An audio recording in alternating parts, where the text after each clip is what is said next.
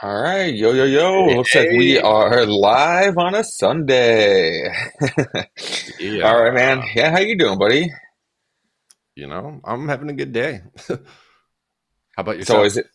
it's always a good day on a Sunday, I think. Neither of us work, so it's always I am missing All football a right, little yo, yo. bit, but Oh, looks like it's just we kind of the way it are is. live. Live on a Sunday.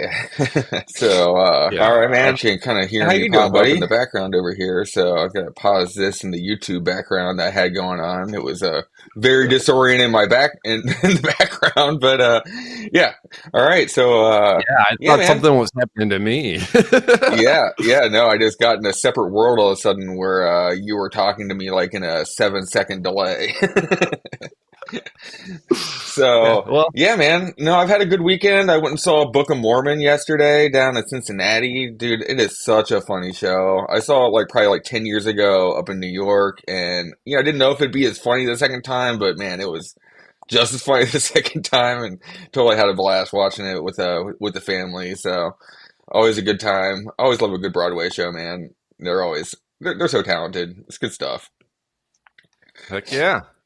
Well, speaking of some talent, man, we got some talent landing in some landing spots here.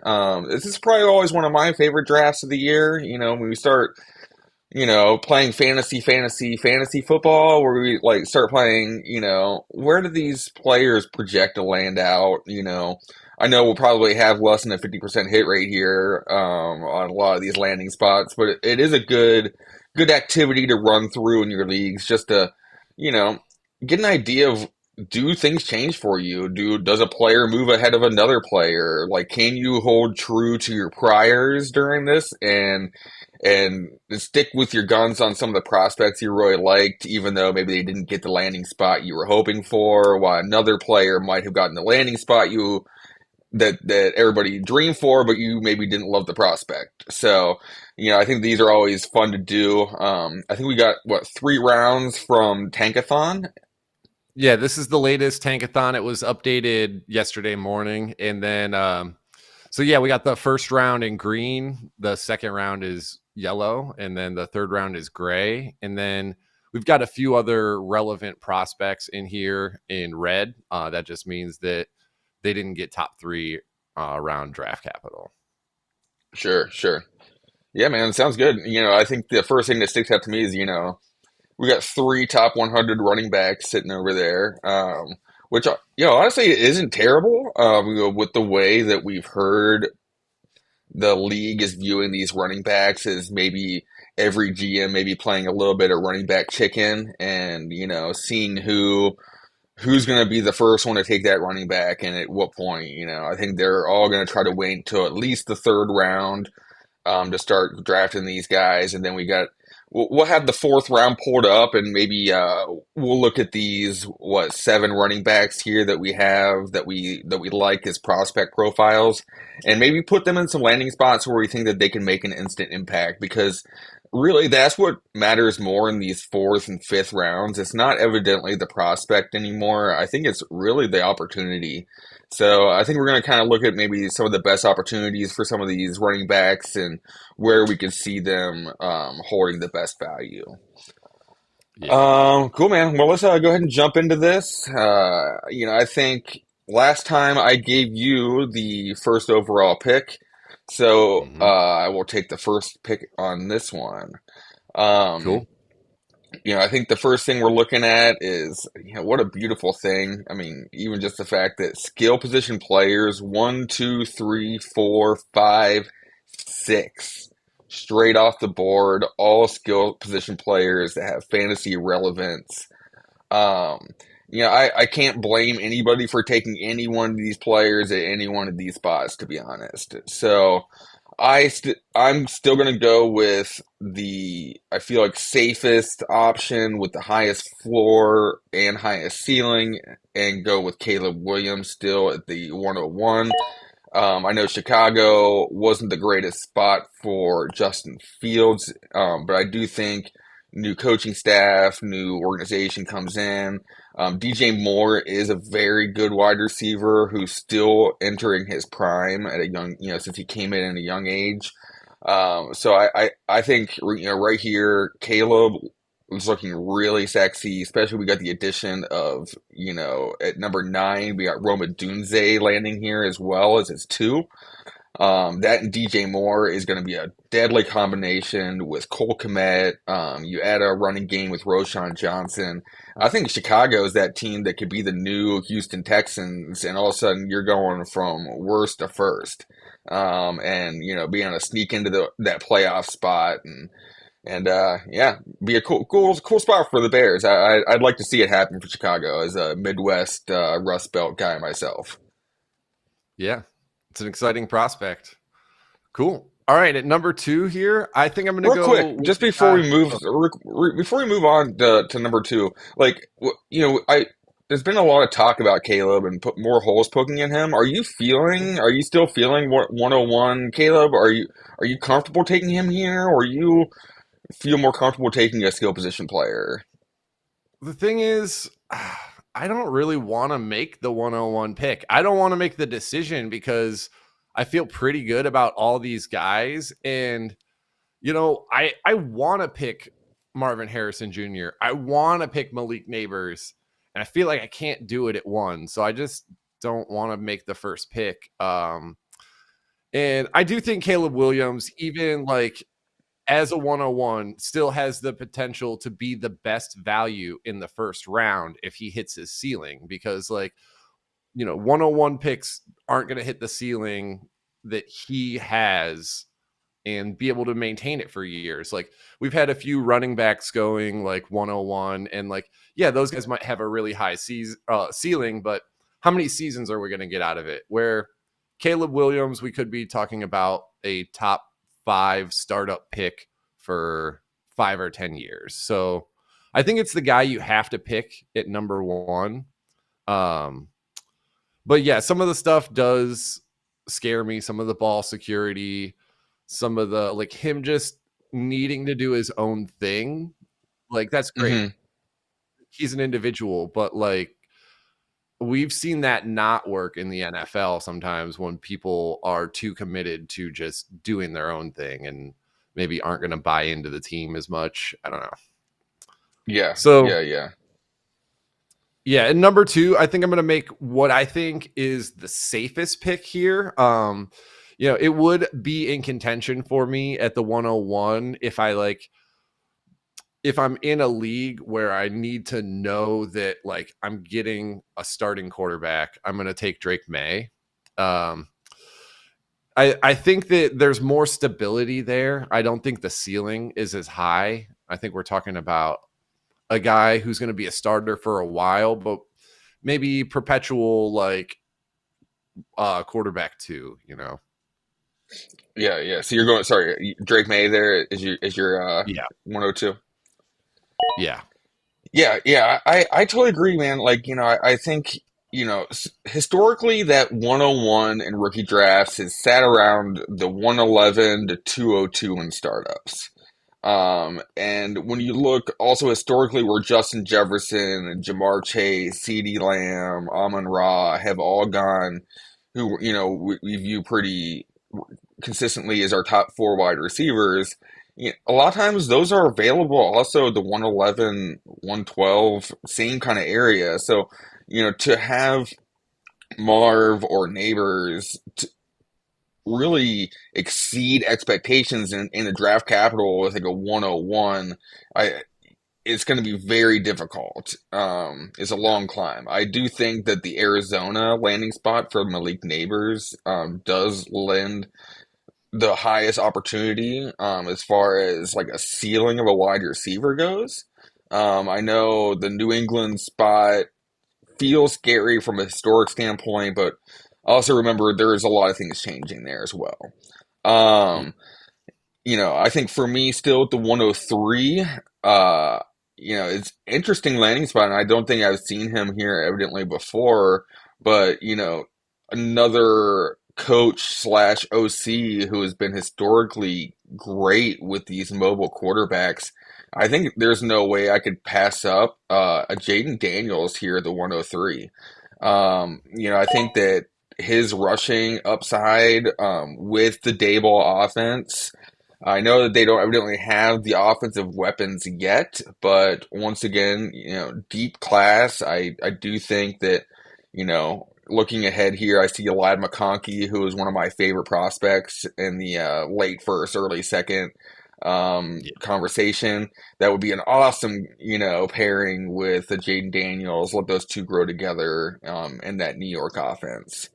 Yeah, Even so even Wandale Robinson has a little bit of excitement to it because, we've seen him get hurt, but we've seen him have a couple pretty decent games. So if he can be healthy as a like second or third weapon to him, like, yeah, I see some excitement there in New York and some possibilities for sure. yeah, yeah. All right. Was there anything else you wanted to add to that one? No, man, I think I just got you setting you up with a gift here at the 104, and you get to choose which one to unwrap.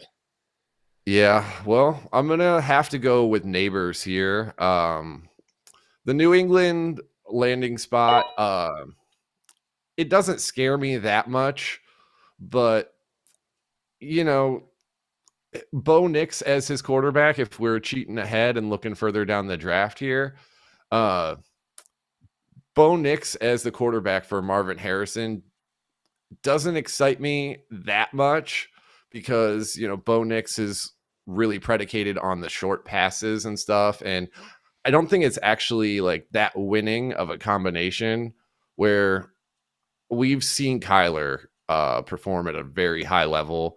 Malik is a ridiculous weapon.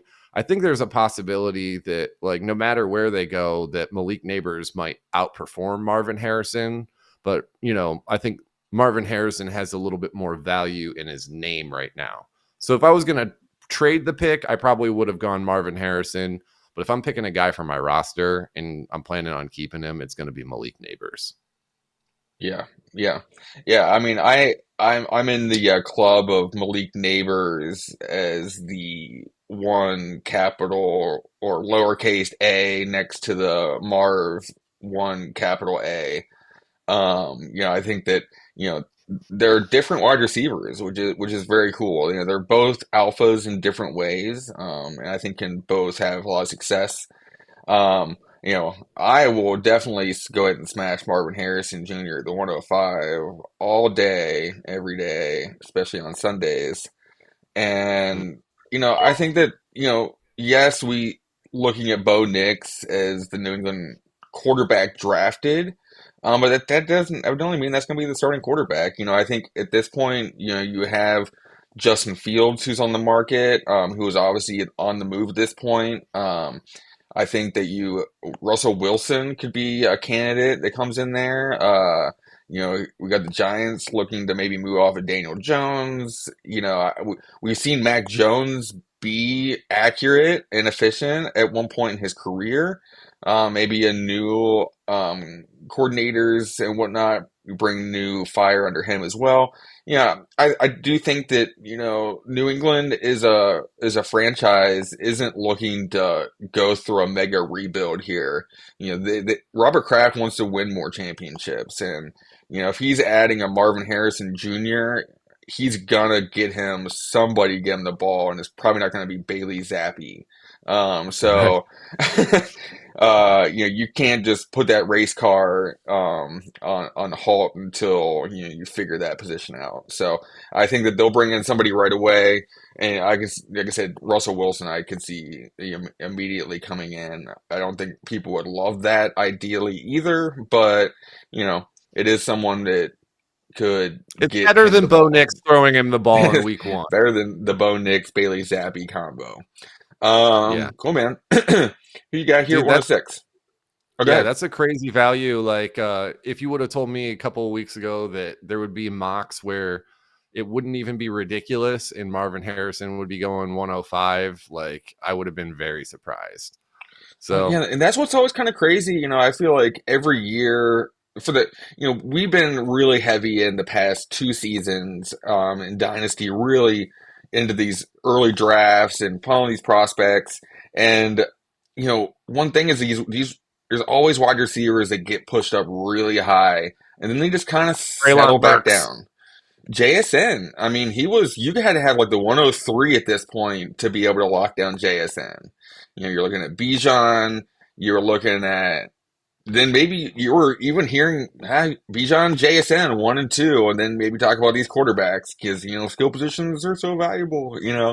But reality is there's a lot of wide receivers that perform at a very high clip. So I would say either of these picks would have been great value to go ahead and trade back and split these picks into two picks to give me Right. something into the 108, 109 range and something else in the early second or two mid-late seconds on top of it, 25 first. Anything I can do on top is great because that someone's sitting there at the 107 going, ooh, I can now trade up two picks to get Marvin Harrison Jr., where before it Yeah. was impossible to trade up to the 101 or 102 to get him.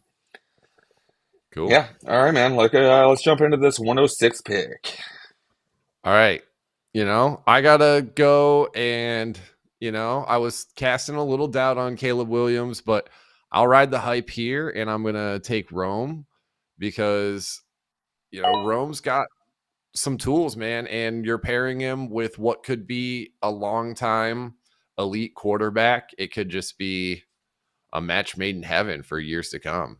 I really think that there's no reason that like he couldn't hit a higher finish place this year than either Marvin Harrison or Malik if things go his way. I don't think it's as likely that he'll outperform them, but there's no reason that he couldn't. Yeah, end up being kind of like the Jordan Addison a little bit in this draft, where you're like, yeah, I don't super love that. He's definitely not the number one in that offense. It'll be the same way for Odunze, but the pairing of the two just might be what it takes to really unlock the other ceiling.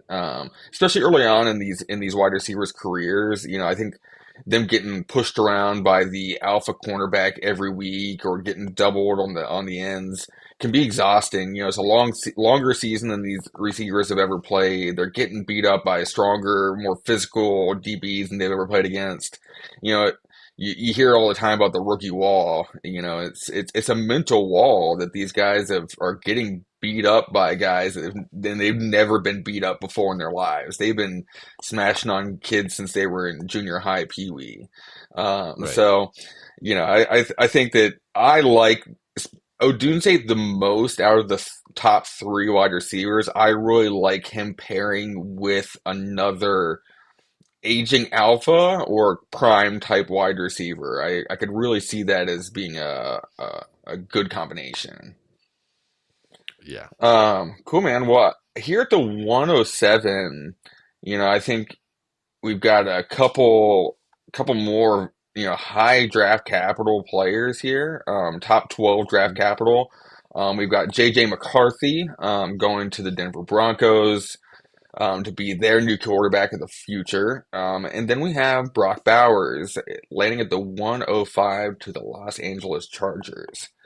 Um, both of these are very tempting. I have to go with my brand, I guess, which is fade those tight ends, man.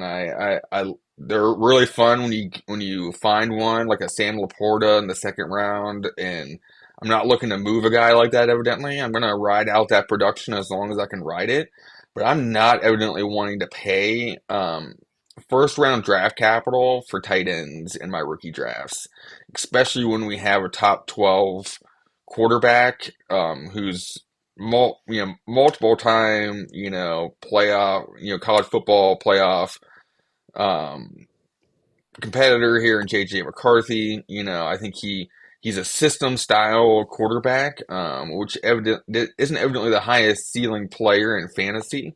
But I do think that there's a lot of value in these QB2s in fantasy football. And I think that he's more of a high-end QB2 that could develop into let's just go ahead and hopefully say it like a Drew Brees type prospect, where he's just highly efficient. He can add a little bit with his legs, but for the most part, he's just out there. every year as your starting quarterback, and then I know that every year from here on out, I can focus these high draft picks on high end skill position players because I don't have to worry about locking in that quarterback position. So yeah, I think JJ is definitely gonna have to be my guy here at the 107. Yeah, it's this is an interesting pick. Like, I know he's not a receiver, but he's potentially like my Quentin Johnson of this draft, where I'm like, I'm so unsure about it. Like, I know he has perceived value, and like that is a useful tool that like I can employ.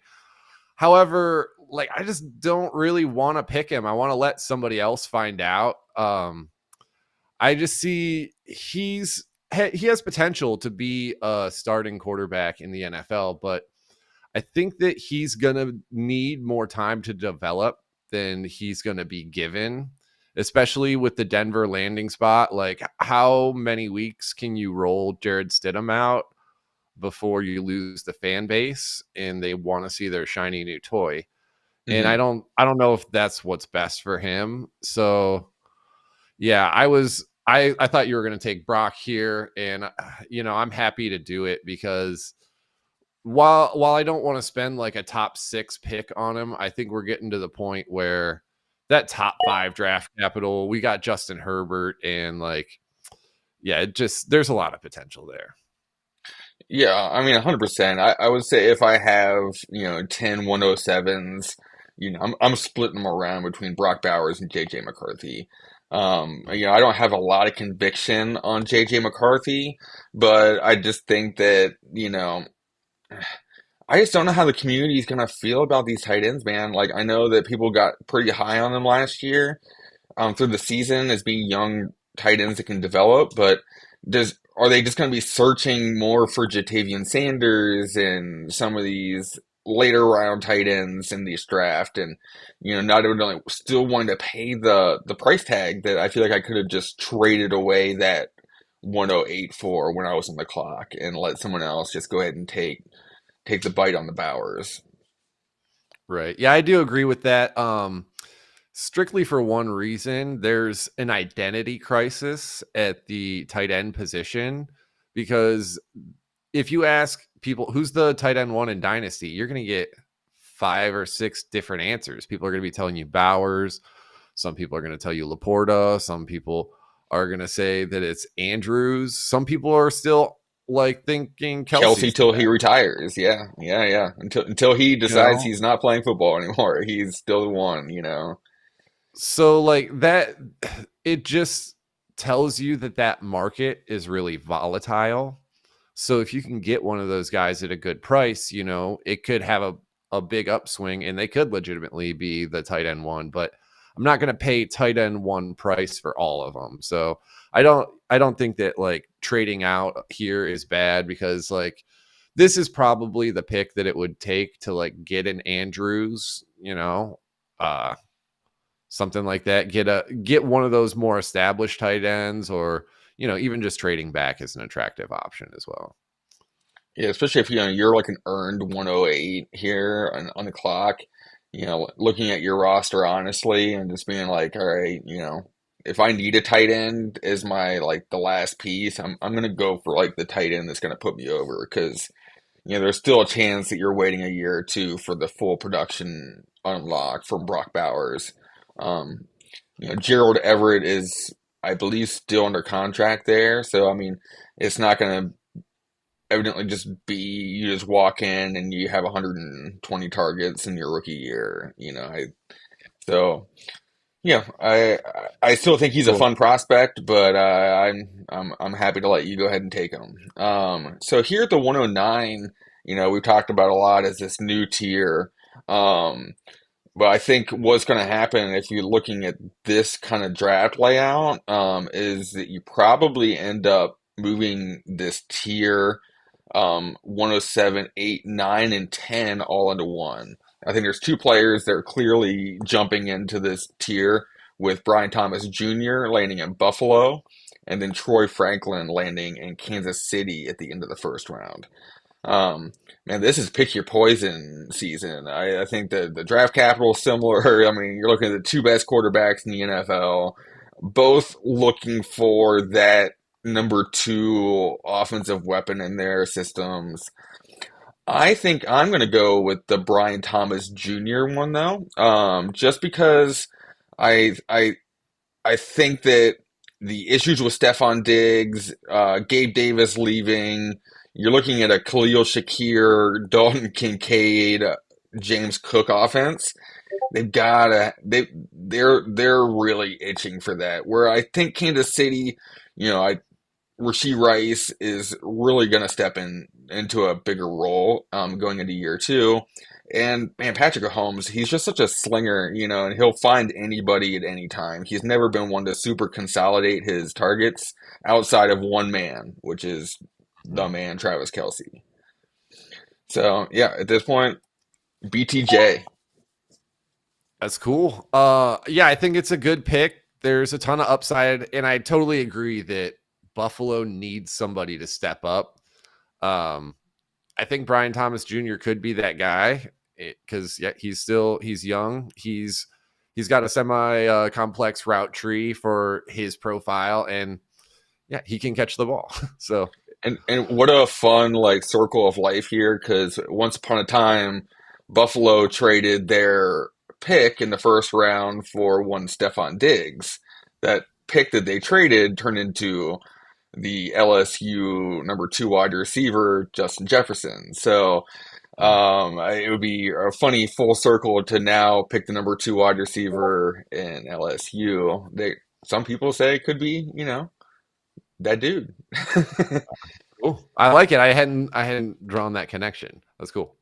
All right, I'm gonna go Troy Franklin, Franklin. and yeah, man, I think it's pretty obvious why.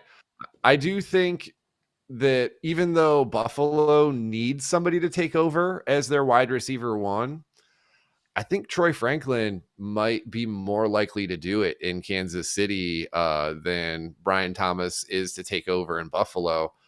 I see Franklin as a better prospect than Rice, and I think that he could work in there. He's got a awesome route tree, and he can separate, and he's got speed. So I think he could really like take over and like be the one in Kansas City, and that's a wide receiver that you really want, the number one wide receiver in Kansas City.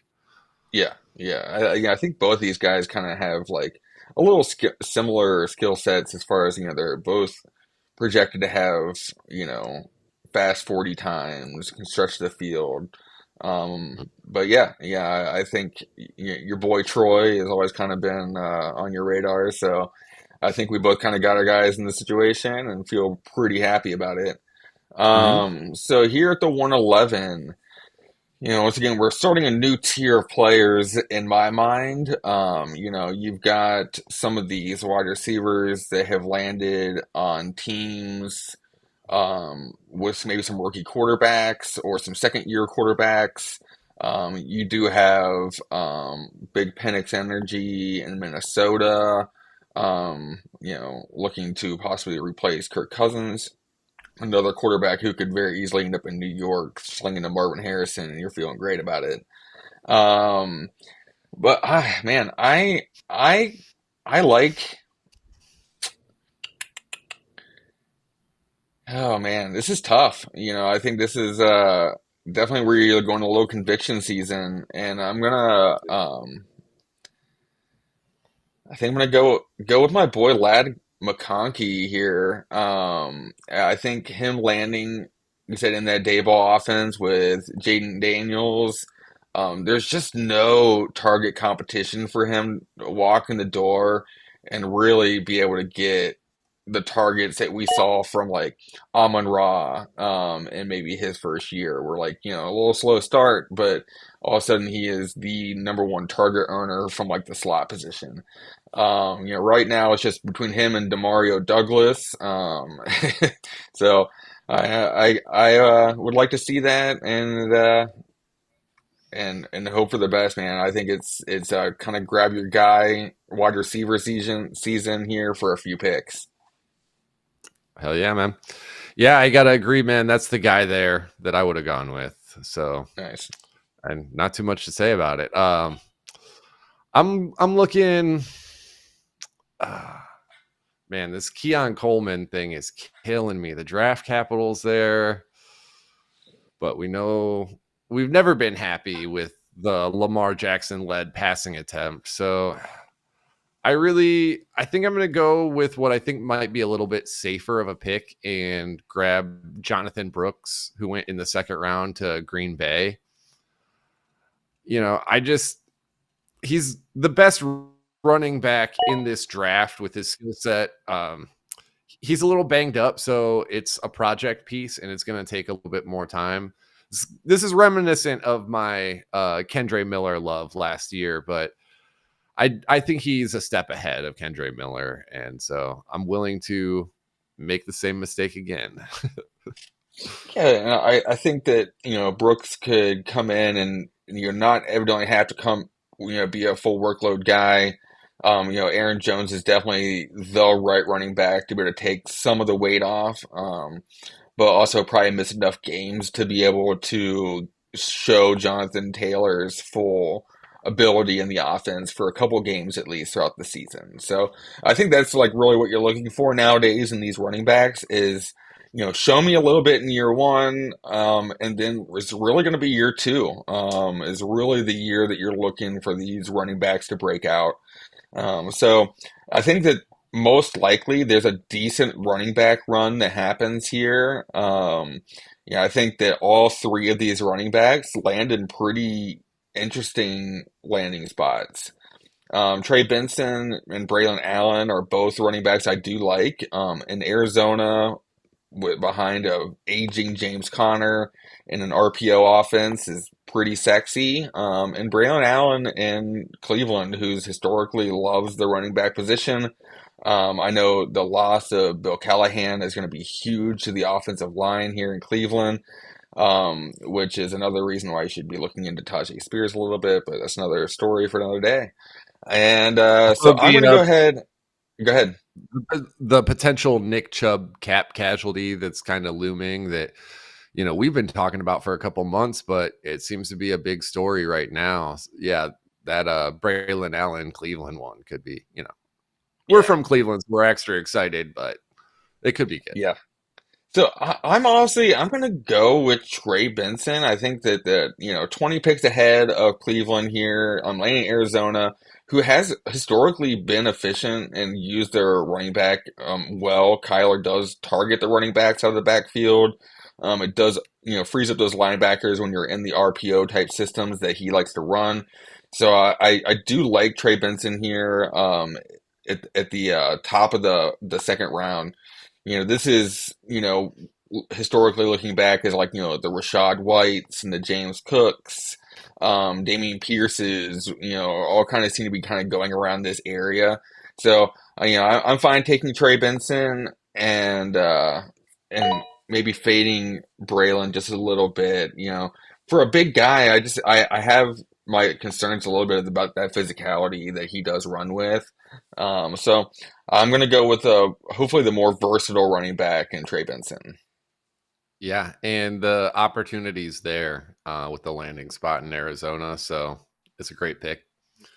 I'm gonna do something. I don't know if I'm just like living in my regrets from 2022, but in 2022 we saw some guys like Jahan Dotson and George Pickens were thought of very highly at first, and then Pickens stumbled a little bit during the process of the draft, and then they got kind of passed up. They were there at that early second round, and I just don't think you can let a first round wide receiver sit on the board at this point.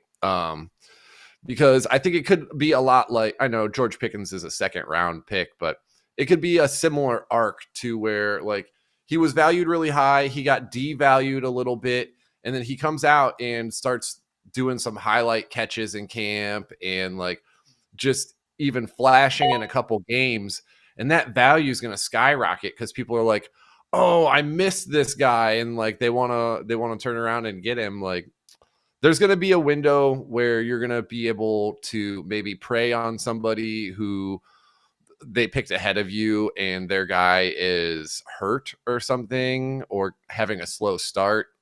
And yeah, I think it's a good opportunity to like sell high on a guy at some Yeah, point.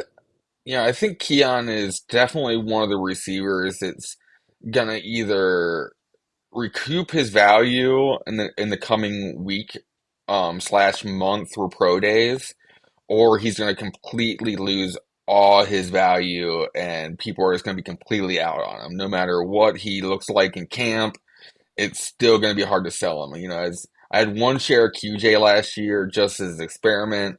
I was like, I'll sell him at some point in the season, and yeah, good luck, man. Like that's still on my roster, and we're not at this point. I'm not trading him for a 302. I guess I'll just hold on to him and see what happens in the new offense. But man, it's once the community starts to sour on a name, if he starts seeing some drops in the pro day or runs a slow 40 or something busts really bad through this process, it's going to be over. But I do see the world where he starts to recoup value. We did see OBJ and Bateman kind of both have like some opportunity this year. So I do think that they are looking for that number two, maybe the one, depending upon how you view Zay Flowers in the offense. Right. So you know, yeah, I don't see any problem with taking the dart here at 202.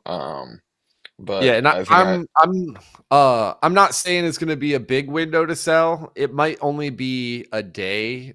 It might be a week or two, but when we think about the way that the hype cycle goes and like once these guys get in camp, like if the guy was ever hyped at all, he's going to get hyped again at some point in my mind. sure, sure.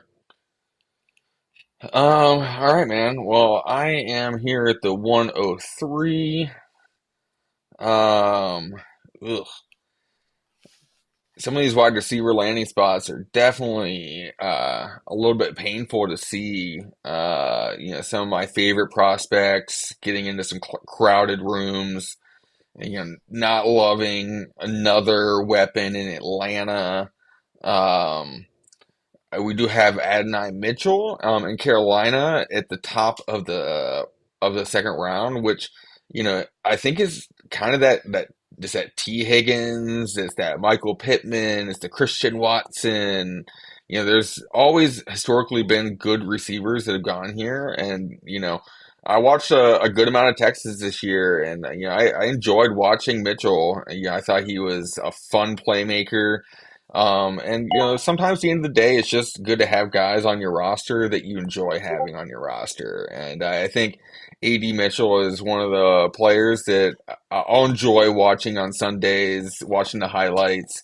Talk about another guy who could definitely rise up through the process because I think he's a name that people liked a little bit more. And he could, a few highlight catches. Bryce Young looks like the new revamped Baker Mayfield, and we're off to the races with a guy like Mitchell. So, yeah, I think at the with the 33rd pick overall, that was a pretty uh good value here at the 2-3. Yeah, man, I definitely dig it. As we're gonna see once we wrap up this draft, that I'm buying into the Carolina hype a little bit, and I think they're a team that all they can really do is bounce back. I mean, they were the worst team in the league last year, Right. and yeah, I just think you've got a number one drafted quarterback. I don't think Adonai Mitchell or Jonathan Mingo are anybody's two favorite receivers, but they're talented and they're athletic guys paired with a top draft pick quarterback. So you got to get excited about it, and you got to think Yeah. they could do something. And now with the new coaching staff that they have, I can believe it even more. So yeah, Yeah, it's a little bit easier for people to forgive year one blunders when there was either an OC or a head coach or something in their way. We look at Kenny Pickett last year, who this time you and I both got tricked a little bit on this one, where we thought that, he could take a step forward, and even though historically he did nothing in his rookie year to really show you that he could have done it, but we just felt year two was a good way for him to do it. He had good weapons around him. I think you could easily see that story for Bryce Young, and whether it comes to fruition or not is a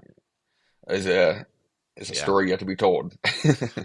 Yeah, cool. All right, so here I am going to go with Xavier Worthy, who went number 43 to Atlanta. Um, I'm just I like Drake London and stuff, but I don't know. You got to put him on notice a little bit with this. Like Xavier Worthy is a crafty guy. He's explosive and he's like a good hands catcher. Like he could take some touches away. So I like it. He's a guy where I'm gonna pencil him in as the number 2, but I'm not writing it in pen. Yeah, yeah. I think that the interesting thing we're kind of looking at here too is you got to kind of project a little bit when you see a team like Atlanta who is QB needy, not drafting a quarterback in the first two rounds. You got to kind of start to predict who could land there. And once again, you go through the same thing that New England went through a little bit with the Justin Fields, the Russell Wilsons, Kirk Kirk Cousins. Cousins. Who's going to land here? Justin Fields has been a hot name there forever. I think man, those Falcons jerseys just deserve a cool quarterback, man. So I think that's for me. That's just why I want Justin Fields out there. But I don't know if he can unlock all these weapons. I think that I do like the idea of them maybe moving on from Kyle Pitts to acquire their quarterback of the future. That would free up some targets there. But I think Worthy is probably nothing more than a best ball dart for me at this point, if I'm being honest. So I'm probably staying away from him in any sort of lineup league with the Atlanta landing spot for sure. But if his best ball, then I'll take a flyer on him. But yeah, I think there's still some other players that I would be more interested in at this point in the draft. Cool. So at the 2-5. Um, I'm gonna just go ahead and take the value, I feel like, of, once again, another um guy that I liked early on. Everyone's soured on him a little bit, but I can't deny the landing spot, I feel like, and I think that the middle of the second round, I'm totally willing to take the dart upside on Michael Penix in Minnesota. I mean, tossing the ball to Justin Jefferson, Jordan Addison, TJ Hawkinson. I mean, how hard could it be? I feel like give me enough time, I could probably get out there and loft the ball up to one of those guys and make a few completions. And I Well, saw Penix do it in college at a high clip. So, you know, yeah. why not? I think Let's that roll with it. we both had a comp of him that we talked about maybe a month or two ago, which was Teddy Bridgewater. Yeah. And so it's kind of funny to see him land out there in Teddy Bridgewater's old home. So yeah, it's cool. I think it definitely could work out. I want to let somebody else find out. Right, uh, right, right, right. all right. So for my next pick, I will go ahead and take Braylon Allen to the Cleveland Browns. Um, you know, I'm looking at him like maybe a a Brian Robinson plus type guy. I do think that he's going to take goal line work away from Jerome Ford, but I do think they will be using Jerome Ford a lot up and down the field because Braylon Allen doesn't have the breakaway speed and stuff. He's not going to get you big plays, but he's going to crush it uh, down around the line.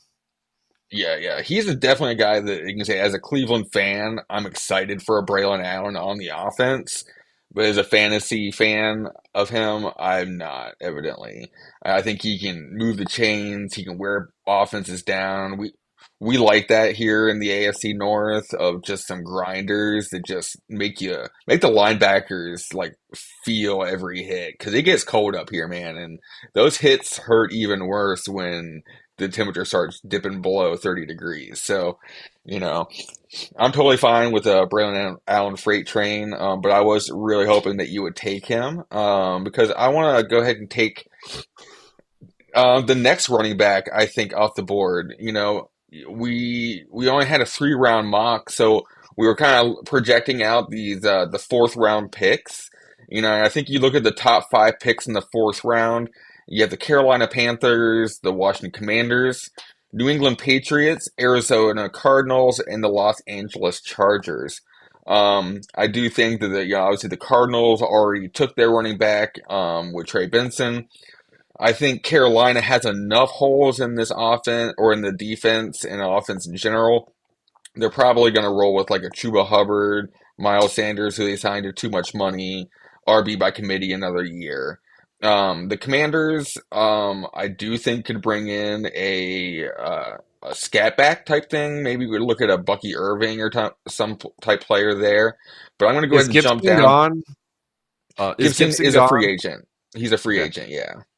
Um, so I'm going to jump down to the 5th pick in the 4th round, and I'm going to have the Los Angeles Chargers select their boy, Blake Corum.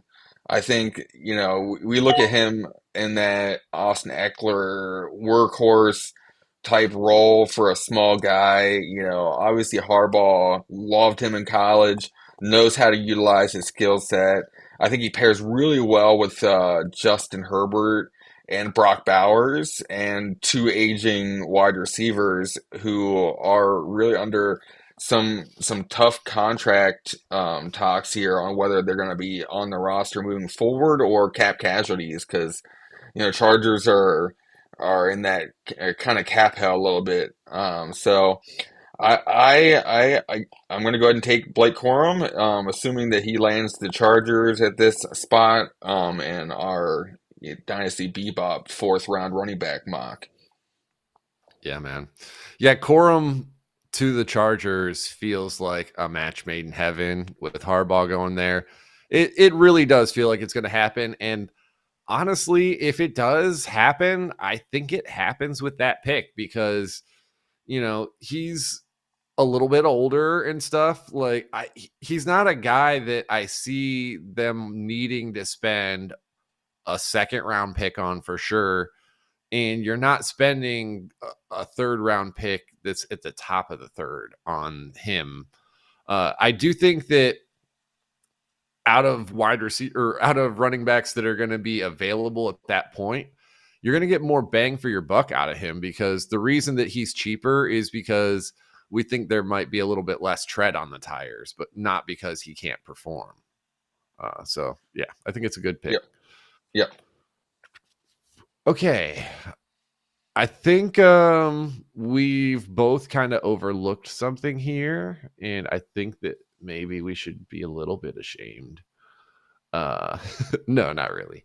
But I do think that this is where I'm willing to take. Well, I'm like, obviously, if I am team 8, I'm not doing this, but at this point in the draft, I think we're ready to take Jatavion Sanders going to Miami. I like what they're doing down there on offense. I want a piece of it. I want a guy that's talented and going to be there for a long time. And I think it's a great pick. Yeah, I mean, I way rather a round later Jatavion Sanders than 108 Brock Bowers. Talk about another explosive, quote unquote offense. Even though we haven't evidently seen it from the Chargers, to be honest, we have seen 70 points out of the Miami Dolphins. And they are definitely hungry for a tight end in that offense. There is nothing there. And you're looking at an explosive offensive weapon here too. This is definitely what Miami does is they draft athletes and they just plug them into an offense and let McCarthy just scheme the heck out of it. So, or McDaniel, sorry. Yeah, man, I do like the pick. And yeah, I think that's a sexy one for sure. Awesome. Well, here the 2-9. Um, whew,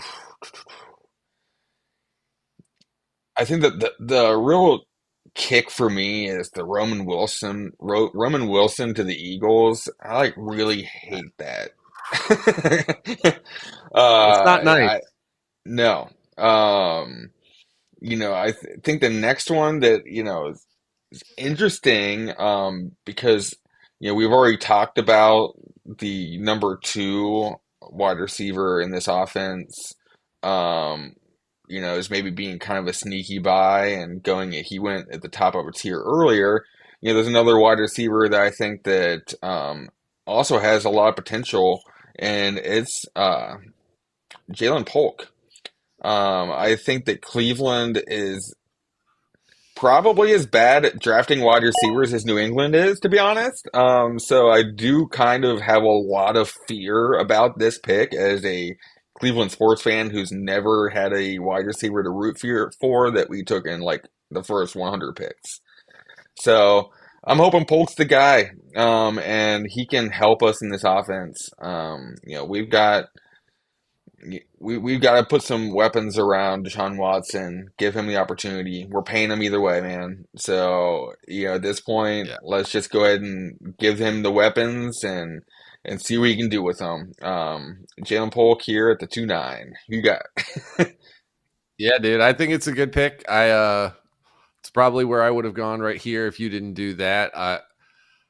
I don't see him ever necessarily taking over the number one in Cleveland, but I just see him as a really solid NFL receiver who's going to be hanging around for a while. hmm So, yeah, I think I'm going to. I just got to take an upside swing here with Xavier Legette. Um, I got to just pick him and hope that he becomes that number two in Dallas. You've got CD drawing heat from the top cornerbacks, and you've got Dak slinging the ball. So, he got second round draft capital. I'm going to give him a shot. Yeah. Yeah, if anything, he's going to definitely get some draft hype or name hype. And he's going to get Yeah. 7 primetime games throughout the season. So everyone in America is going to see him play live. So, I think that's always good for your Dallas dynasty options. So, yeah, I'm fine with Leggett here. Once again, we're at the end of the second round. Nothing here is certain. We're all looking at under probably a 50% hit rate from a historical standpoint. So we're just kind of looking for opportunity. I got another guy. I feel like it's funny we keep kind of lining these up a little bit. It's not on purpose, but here at the Oh 211, yeah. I'm gonna go with another upside play here, and a player that they don't evidently have, and Malachi Corley to the New York Giants. I think that there's probably a good shot that one of these wide receivers pops off. I spent the earlier capital on Ladd. I'll spend the second round capital on Malachi, and hope that they can. One of these is probably going to take over the role. I would be surprised if they both had success together in the same offense, to be honest. So I'll go ahead and draft both of them, and I feel like one of these is going to be a hit. Honestly, yeah. If I'm Team 11 and I have the opportunity to do that, I think I'm doing it because between like I was a little scared on Corley. I'm getting a little like bullish. I Yeah, he's He's fun. growing on me, man. But the thing is, like when people are bringing in like two wide receivers in the same draft class, a lot of times I'll just hop on that second one because like it's the Christian Watson Romeo Dubs thing. Uh, it it's just like so many times the second wide receiver, all they have to do is be as good as the other guy, and they're going to get more hyped because they started way behind. So I think it's a good idea to actually cover your ass and take both of them if you have the opportunity because if one of the guys hits, then you definitely have them. Where if you're taking swings on guys from multiple teams, you could hit both, but you could miss both. You're right. You Yeah, know, sometimes it's not worth having the ego on being able to like, all right, I got this figured out. Like, I mean, no, it's like sometimes you got to draft Luke Musgrave and Tucker Kraft, and see what there you go. happens. That's what the Packers did. So, like just go Right. ahead and follow their lead a little bit because they didn't know. So, like they feel like one of these guys is going to be their dude. So, same thing with this team. I think I'm totally into it. So, all right, Cool. man. Let's go and wrap up this second round. Yeah, I think it's egregious that Roman Wilson's still out here with the hype he's got, with the talent that he's shown, and I got to scoop him up at the end of the second round. I'm just gonna do it and hope that the situation clears up for him in Philadelphia. I mean, I'm not wishing injuries on anybody, but their wide receivers have been healthy for a long time. They haven't needed anybody to step up. I don't know how long that can continue, but I'm just with the talent and the hype that he's got, I'm willing to take a shot this late, even though I really don't like the landing spot. I know. It's really, me. I would have had him probably off the board 202 to 204 range. But just yeah, that having to wait at this point it just feels like sunken cost in these players because you could buy them in season, with for less than a second round pick. I'm looking for players that are going to raise in value at this point because Mhm. that's really what you're trying to gain the most in these late rounds is value increases, because from a long-term dynasty production standpoint, the odds of you hitting on a long-term 4 or 5 year asset is one in a Puka Nakua. So, I'm just gonna go ahead and, just look for the opportunity to get year one. Like I said, that Amon Ra was just such a great pick there in 2021. There was nobody in Detroit, and he was a prospect that had that ability, but just didn't have the draft capital. I think Puka was another one that this year where there wasn't much outside of Cooper Cup and that offense, and Matt Stafford's a good quarterback, man. He still got slanging ability, so Right. um, yeah, You I got think any that's. honorable mentions or like Yeah, I was you gonna want say, to I just think that kind of wraps up the most confident players that we feel like in this draft. I think that, I wouldn't blame anyone for going ahead and grabbing a Bo Nix. I know that Spencer Rattler's rising up a lot of NFL and fantasy boards here. I would have no problem taking upside on those players. The rookie Pearsall to Cincinnati is interesting as well. Because I know Mhm. T. Higgins did get the franchise tag, but I heard he is not happy about it. So I think that's just one of those Hold out? situations where, like, yeah, you got some holdouts and you got some. Once again, we're looking at value growth here. If I can turn that into 2/3 or a second and a fourth or something, anything to raise value, I'm totally all about it. And the other one is really kind of Bucky Irving. Yeah. And really all these running backs, once again, it's landing spots. It's looking for where can they get production right now. Where's Roshan, the Roshan Johnson, the Tyler Algiers, who just clearly like they just needed some old dude to continue to fall apart in front of them, and that was all they needed to snag carries in year one. Yeah. I think if I'm going to name one guy here, I think I'm actually, if we're living in the world of this mock draft, I'm going to go with Michael Pratt, um, going number 100 to the Rams because he's got a full year of sitting on the bench, if not more. And, you know, that might be a good thing if he could sit for 20 games and then start. He might actually have a shot. I think that his long-term potential might actually be higher for maintaining value than like a Bo Nix or a Michael Penix, who are going to get their shot earlier, and potentially get shown as like just backup quality sooner. Where if we've got Michael Pratt sitting there, if he shows something in like preseason games and in camp, and he's just sitting there behind Stafford, yeah, that value is not going to go anywhere. It might not spike up quickly, but I think you're going to have an asset for a while that's going to be pretty stable.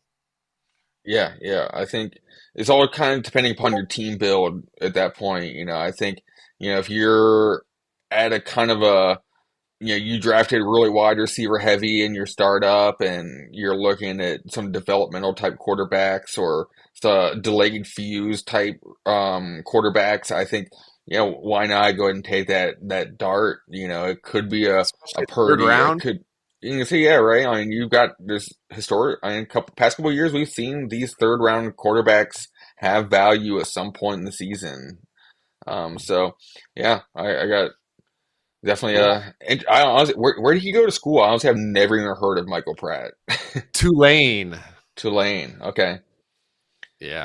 Um, so cool, Cool. We got dude. a Well, I know couple I'm more excited things here. for Combine Week. We got a lot of stuff going on throughout.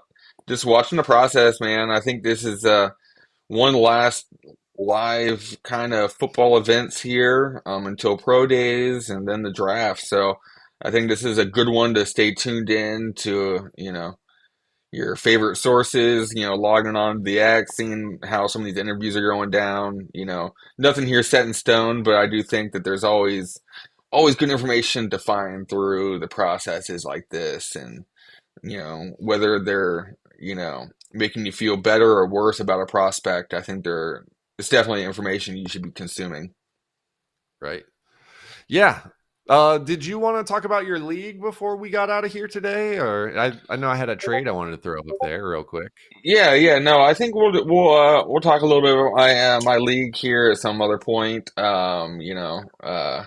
We just got started kicked off this morning. I'm the 101, so uh, Cool. we are slowly All moving right. Yeah. along. So I think it'll be kind of good. Maybe we'll jump on at some point this week, and hopefully we'll have a couple rounds knocked out. We can kind of talk about, a new scoring or a new money system that I've never been a part of with an Empire League. So Cool. we'll jump into that a little bit later. But yeah, I've got your trade here. We'll go ahead and pull this up. Yeah, This was done about 15 minutes before the show started. spicy, hot off the presses. All right, so we got a rookie stack being acquired by Mushroom Sophomore Dynasty stack. of hey, yeah, yeah, I guess. With Jonathan Mingo and Bryce Young, both young Carolina weapons. He acquired those for Michael Carter, his 108, and a 2025 third round pick. So yeah, how did this come to fruition? Like, how did this come about? Well, it was proposed to me. I had actually missed it. I hadn't been in my sleeper mentions for a bit. So I like popped in there and I saw like it was the 108 and a 25 second for Mingo and Young. I thought that was a little rich for me. And I countered with a third, which still the calculator was saying that I was barely losing it. Um, and he wanted a little bit more. I was willing to throw in Michael Carter, who's a bubble guy on the bottom of my roster, anyways. But I was looking at it. I'm with my 108. My team is QB needy. I already expressed some concerns about JJ McCarthy, Bo Nix, and Michael Penix. So if the option is between Nix, Penix, McCarthy, or Young, yeah, give me Young, and then I'm getting his young wide receiver with him for a third and a guy I was probably going to drop anyways. I don't care if Mingo's not the best wide receiver. This is best ball, and the Like I said, that was gonna stack be my there. question. Was this is best ball? Mm-hmm. And this is a league that I have won previously. So I right now, my only real quarterback is Pat Mahomes. So this is my quarterback too. And, maybe like my wide receiver, like 7 or 8. Yeah, man.